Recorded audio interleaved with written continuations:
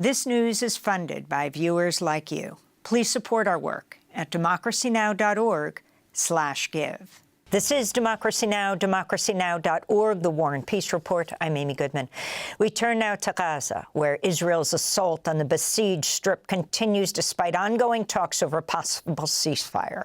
Palestinian authorities say 5,000 people are missing or have been killed in this first 100 days of Israel's siege of North Gaza. Since Monday morning, 33 Palestinians have been killed in Gaza. Al Jazeera Arabic reports, including 5 people who died in an Israeli attack on a school sheltering displaced people in Gaza City. On Friday, Saeed Abu Nabhan, a Palestinian journalist for the Cairo-based Al-Aqsa TV, was killed by Israeli forces while reporting in the Nuseirat refugee camp. His funeral held Saturday. This is his colleague, Mohammed Abu Namus. It is clear that the Israeli occupation wants to target the journalist body that exposes its crimes, while the occupation has utilized its media to say that they only target the resistance and their weapons until the Palestinian journalists have exposed the truth to the world, saying this occupation targets children, women, and unarmed civilians. The Palestinian Journalists Syndicate reports nearly 200 journalists have been killed in Israeli attacks since October 7, 2023. Over 400 others have been wounded or arrested. On Thursday, Palestinian journalists held a news conference outside Al-Aqsa Martyrs Hospital in Deir, al-Balah, where they decried the hypocrisy and neglect of international media organizations. This is reporter Abubaker Abed. We are just documenting a genocide against us. It's enough. After almost a year and a half, we want you to stand foot by foot with us, because we are like any other journalists, reporters, and media workers all across the globe, no matter the origin, the color, or the race. Journalism is not a crime. We are not a target. For more, journalist Abubakr Abed joins us now from Gaza.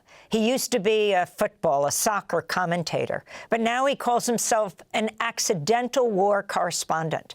His new piece for Dropsite News is headlined, "What It's Truly Like to Sleep in a Damp, Frigid Tent, a Report from Gaza." He's joining us from Deir al-Balah, where that news conference was held.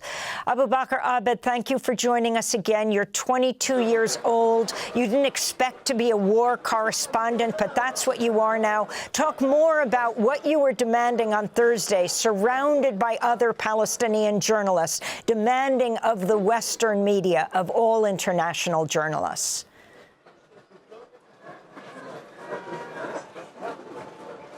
Yeah, thank you so much for having me. So what I demanded was very simple, just the basic human rights as any other people across the globe, particularly for journalists here who have been subjected to sheer violence, brutality and barbarism over the past almost year and a half. Particularly if we talk about, if you have a bit of a comparison between us and any other journalists across the globe, and as I said in this press briefing, that we are working in makeshift tinted camps and workplaces. I personally talk about myself here. I'm talking about myself here. Just I spent long hours of the day just trying to finalize a story or finalize a report, just to tell people the truth. And sometimes we don't have the internet connection. We have been through starvation. We have been through freezing temperatures. We have been taking shelter in dilapidated tents. We haven't been given any sort of a human right at all. So this is what I really demanded, because what I've been seeing for the past 14 months from international media outlets is absolutely enraging. Like, I do have the same rights. Like, what if we were in another spot in the world? The world would absolutely be standing with us and giving us everything we wanted. But why, when it comes to Palestinian, it's a completely different story. We understand that we've been taught as a young man, I've been always taught that the world cares about the human rights of every single person in the world. But I haven't seen any of those human rights as a Palestinian. What have I got to do with this war? So I was subjected to this scale of barbarism and this starvation and this, cold and just all of these diseases. Even right now, while I'm talking to you, Amy, I've been diagnosed with a bronchitis. I'm still recovering from it. There are no right to proper medications inside any of the pharmacies here in Deir al-Balah, where more than 1 million people are taking shelter.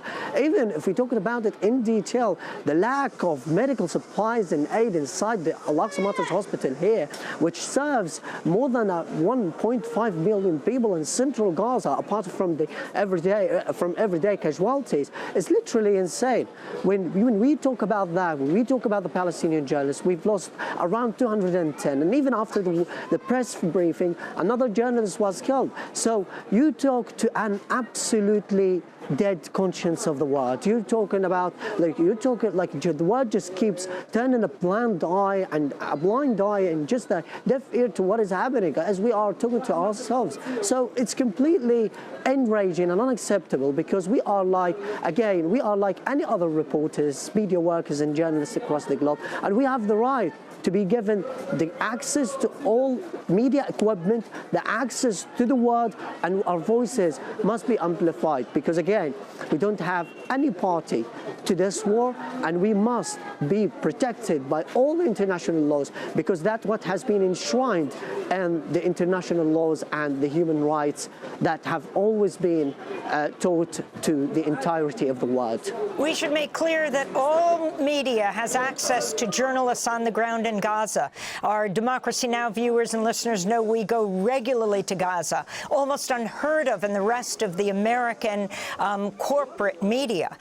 Yes, they are banned, and that should be raised every time they report on Israel and Gaza, that they are not allowed there. Abubaker Abed, what would it mean if there was more attention brought to the journalists on the ground in Gaza? According to a number of reports, well over 150, nearly 250 journalists have been killed, most recently this weekend in Nuseirat. Is that right, Abubakar?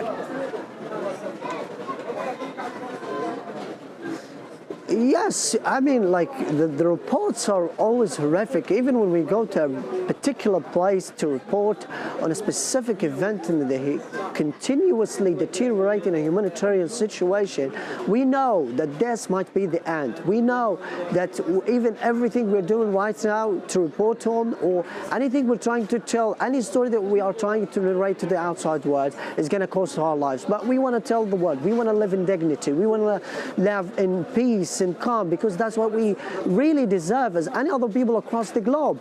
But it just keeps going like this, because, again, you said it in the beginning that I shouldn't have been an accidental war correspondent, but that's what I've evolved into, because this is my homeland. This is something that I have to defend wholeheartedly. But yes, even when I'm trying to do this, I'm not given the basic things. I'm not given the basic human rights. So every journalist here that is working tirelessly, that has been working relentlessly since the outbreak of this genocidal assault in Gaza, has faced unimaginable horrors. I myself lost my very dearest friend, lost family members, and lost many of my friends and many of my loved ones, but I still continue to hope. I still continue to endure the harsh, the stark realities of living inside Gaza, because Gaza is now the hellscape. Absolutely, it's the apocalyptic hellscape of the world. It's not livable at all. And children particularly, because I've been talking to many children and reporting on them, we can see that children are barefoot, they are traumatized, their clothes are ripped apart, and they are desperately needing just a sip of water and a bite of food, but that is not available, because Israel continues applying the collective punishment on all people of the Gaza Strip. And again, I just want to reaffirm that, and I just want to reiterate it, which is that half of the Gaza population is children. So what have these children got to do with such a genocidal assault in Gaza? So they should have the right to educate, because they have been deprived of their education for the past year and a half almost, and they have been deprived of they have been deprived of every basic right, even their necessities and their childhood and everything about them. The same for us as young men. I should have completed my study. Unfortunately, my university has been reduced to rubble. Everything about Gaza, everything about my dreams, my memories has also been razed to the ground and has also been reduced to ashes. So Israel does not have, amid the growing news of a possible ceasefire on the line, on the horizon, I can tell you that from here that we are very hopeful. There is a state of optimism and anticipation for a ceasefire because people, and including me, want to heal up, want to let our wounds, our stretching wounds heal up, and we want to really have one moment, only one moment of not hearing the buzzing sounds of the drones and the hovering of warplanes, particularly during the night hours, because the thoughts every single day, we are very much traumatized and we really need rehabilitation to really get to our lives, to get to who we were before this war started. So it's a very much needed thing because people are really crying for it. People are really hopeful about it, and I hope that this will not dash their hopes, the continuous attacks on Gaza, and I hope that they will have their dreams coming true very, very soon in the coming days. Abubaker Abed, we want to thank you so much for being with us. 22-year-old journalist speaking to us from Deir, al-Balah, Gaza. Used to be a soccer commentator, now, as he calls himself, an accidental war correspondent. Democracy Now! Is funded by viewers like you. Please give today at democracynow.org/give.